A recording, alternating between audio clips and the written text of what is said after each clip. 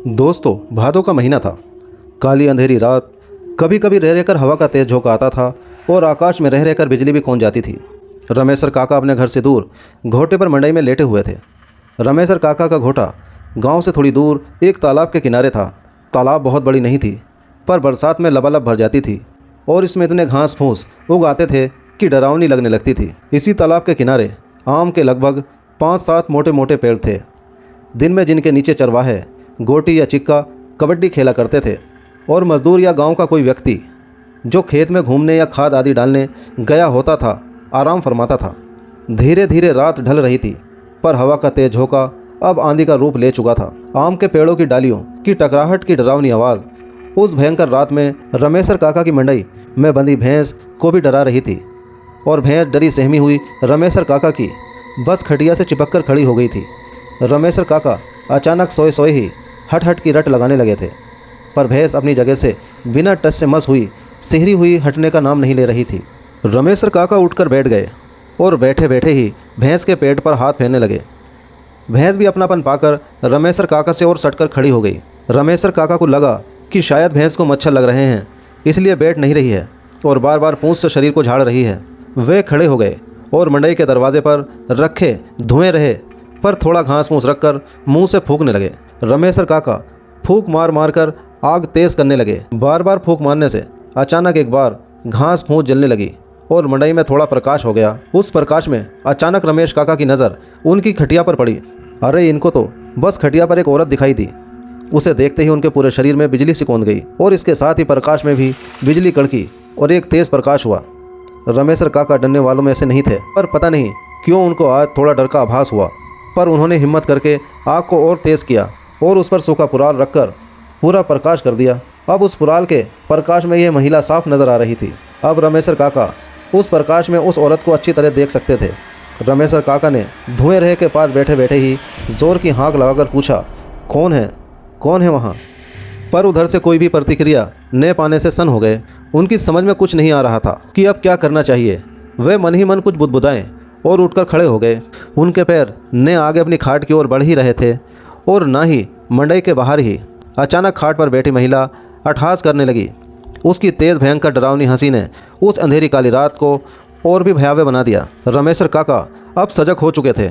उन्होंने अब सोच लिया था कि डरना नहीं है, क्योंकि अगर डरा तो मरा। रमेशर काका अब तनकर खड़े हो गए थे।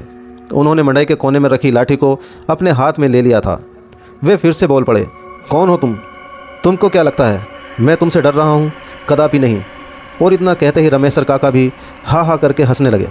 पर सच्चाई यह थी कि रमेशर काका अंदर से पूरी तरह डरे हुए थे। रमेशर काका का वह रूप देखकर ये महिला और उग्र हो गई और अपनी जगह पर खड़ी होकर तड़की, तू डरता नहीं है? बताती हूँ मैं तुझे।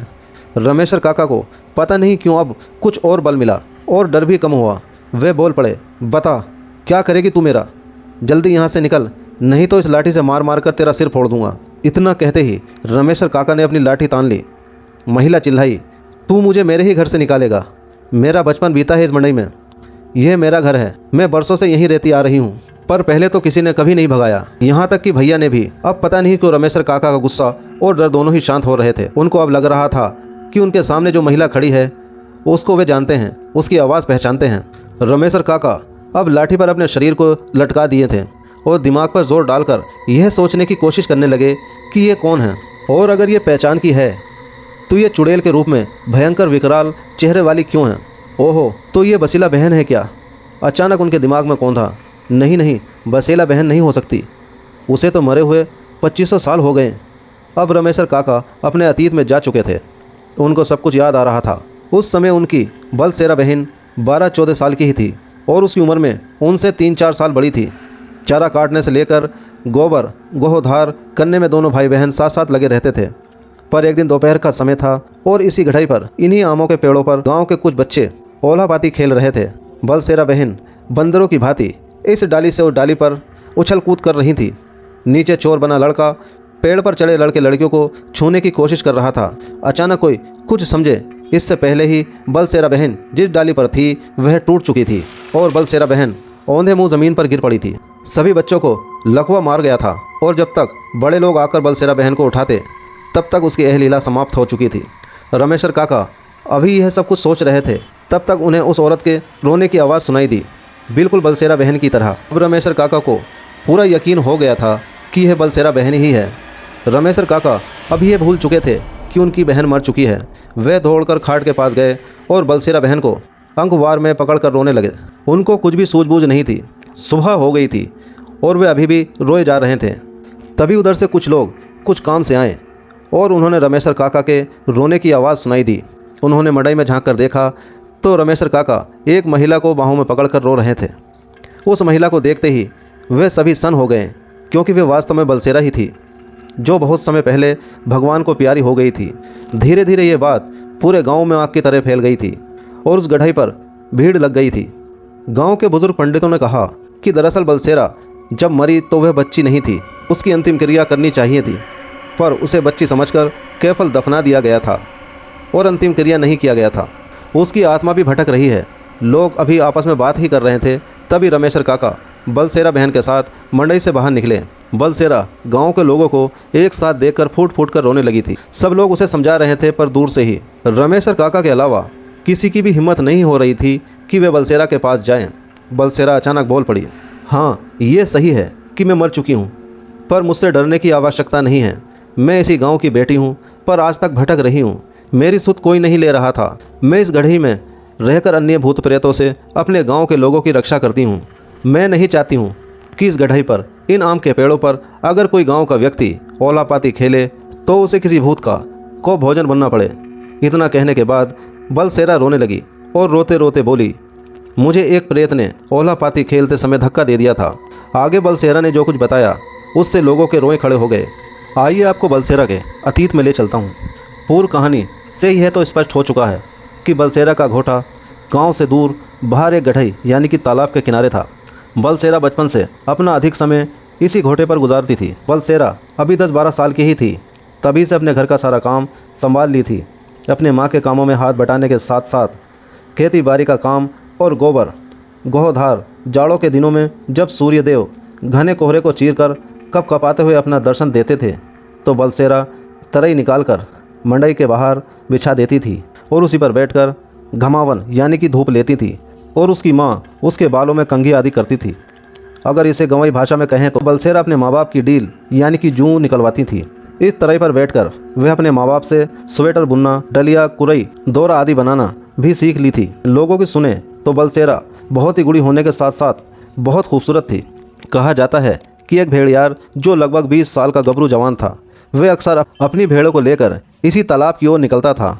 वह किस गांव का था इसका पता किसी को भी नहीं था, पर जब भी वह अपनी भेड़ों को लेकर इस तालाब की ओर आता था तो 1-2 घंटे इसी तालाब पर आराम करता था। बार बार इस तालाब पर आने के कारण बलसेरा के पिताजी से उसका थोड़ा परिचय भी हो गया था और वह बलसेरा के पिता को काका कहकर पुकारता था। बलसेरा के पिताजी उससे 2-3 कंबल भी खरीदे थे। सुनने में आता है कि वह बलसेरा के पिता से पैसा नहीं लिया था और कहा था कि काका इधर बराबर आता ही हूँ और आपके घर पानी भी पीता हूँ।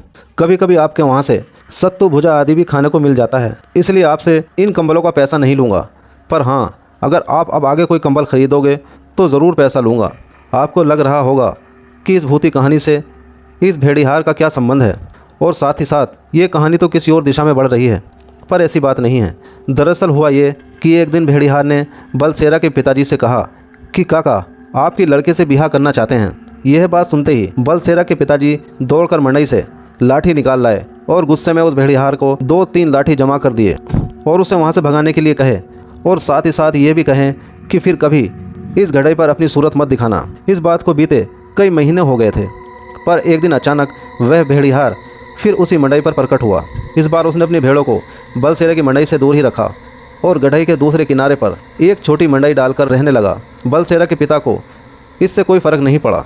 वह भेड़िहार प्रतिदिन सुबह में अपनी भेड़ों को लेकर निकल जाता, पर शाम को उसी तालाब पर वापस आकर रात बिताता। एक दिन मौका देखकर उसने फिर से बलसेरा के पिता को कहा कि बलसेरा का विवाह उससे कर दें, पर बलसेरा के पिता इस बार भी तैयार नहीं हुए और फिर से उसको मारने पर उतारू हो गए। पर वह भेड़िहार डरा नहीं और सिर्फ इतना कहकर चला गया कि जैसी आपकी मर्जी।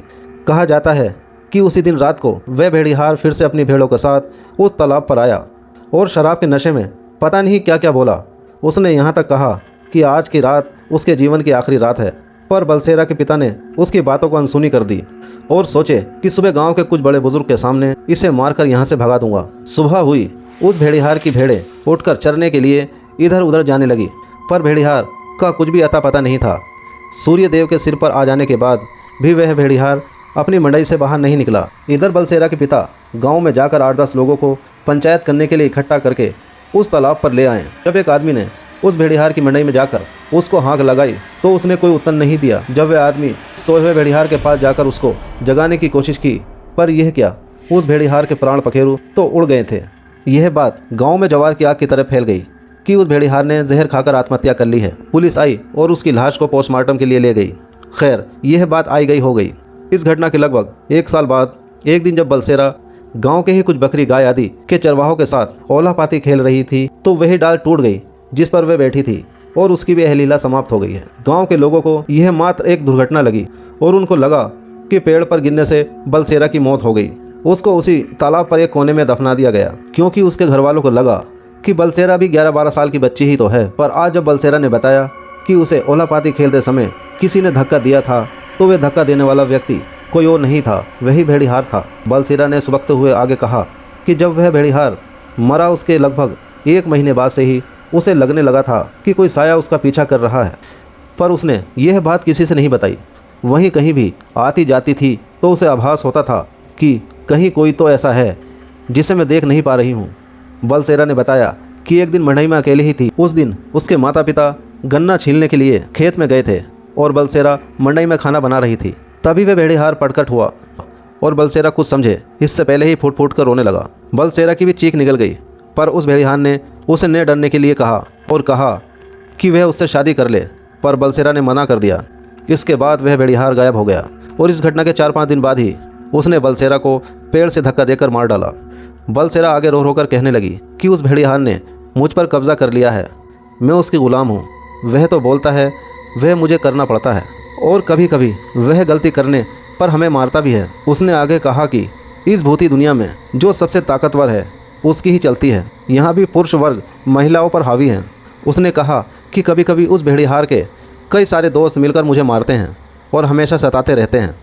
उसने कहा कि हम भूत प्रेतों का भी एक क्षेत्र होता है जिसमें लोग विचरण करते हैं।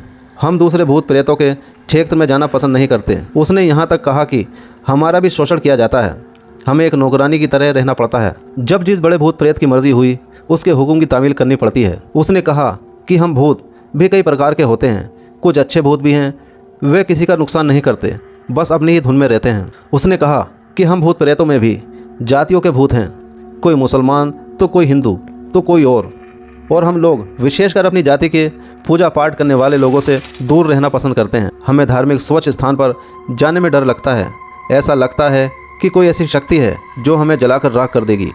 इसके बाद बलसेरा फूट फूट कर रोने लगी। उसने वहाँ खड़े लोगों से गुहार लगाई कि यह इस गढ़ई पर रहते हुए भूत प्रेतों से इस गांव की रक्षा करने की भी कोशिश करती हूँ। आखिर कब तक मैं ऐसा भटकती रहूँगी और उस भेड़िहार का अत्याचार सहती रहूँगी। उसकी बात सुनकर गांव के पंडित जी आगे आए और बोले कि बेटी, आज ही तुम्हारा उद्धार करने के लिए हम लोग कुछ करेंगे और उसे इस भूती दुनिया से छुटकारा दिलाकर तुझे इस प्रेत आत्मा से मुक्ति देंगे। इसके बाद बलसेरा अचानक गायब हो गई और पंडित जी ने उसी दिन बाजार से धार्मिक अनुष्ठान के लिए कुछ सामान मंगवाए और दूसरे दिन सुबह कुछ पूजा पाठ किए। कहा जाता है कि अब बलसेरा को मुक्ति मिल गई है। कैसी लगी आपको यह काल्पनिक भूतिया कहानी? अगर आप लोग मेरे चैनल पर नए हैं तो मेरे चैनल को सब्सक्राइब कर दीजिए और बेल आइकन वाला बटन दबाना ना भूलें। धन्यवाद दोस्तों।